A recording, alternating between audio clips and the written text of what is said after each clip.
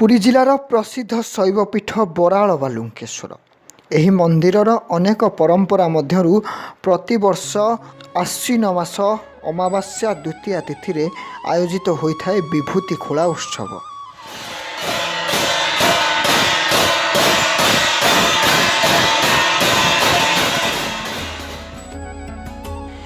ଦେବୀ ଦୁର୍ଗାଙ୍କ ଠାରୁ ଆଜ୍ଞାମାଳ ପାଇବା ପରେ ସେବାୟତମାନେ ଘଣ୍ଟ ଘଣ୍ଟା ଢୋଲ ମହୁରୀର ନାଦ ସହିତ ବିଭୂତି ବାଟିକା ଅଭିମୁଖେ ଯାତ୍ରା କରିଥାନ୍ତି।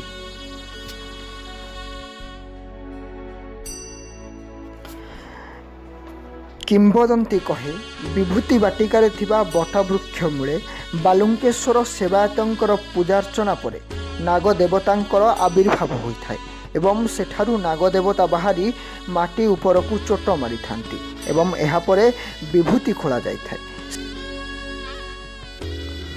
ଏହି ବିଭୂତି ଖୋଳା ସରିବା ପରେ ସେବାୟତମାନେ ବିଭୂତିକୁ ନେଇ ମନ୍ଦିର ଅଭିମୁଖେ ଯାତ୍ରା କରିଥାନ୍ତି।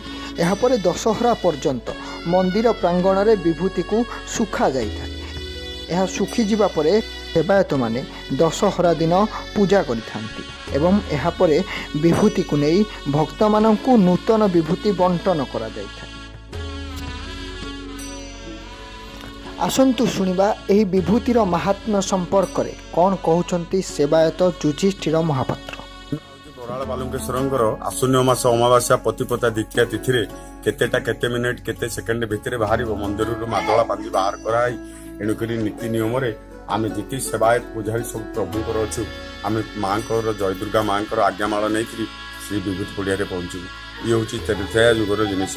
ରାମ ପୂଜକ ଠାକୁର ରାମ ଲକ୍ଷ୍ମଣ ସୀତା ବନବାସ କଲାବେଳେ ସେଠି ବାଲିପିଣ୍ଡ ଦେଇଥିଲେ, ବାଲୁଙ୍କେଶ୍ୱର ବାହାରିଥିଲେ। ତାଙ୍କରି ଆଜ୍ଞାରେ ମାଙ୍କ ଦୁର୍ଗାଙ୍କ ଆଜ୍ଞାରେ ବିଭୂତି ବାଟିକା ବୋଲି ସେଠି ସ୍ୱତନ୍ତ୍ର 1.5 କିଲୋମିଟର ବାଟ ଆମେ ସବୁ ପୂଜାରୀ ମାନେ ସେବାୟତ ମାନେ ଯାଇକରି ସେଠି ପହଞ୍ଚିକିରି ବିଭୂତି ଆଣିବୁ। କେବଳ କଳିଯୁଗରେ ସତ୍ୟ ଆମର ବରାଳ ବାଲୁଙ୍କେଶ୍ୱରଙ୍କର ବିଭୂତି।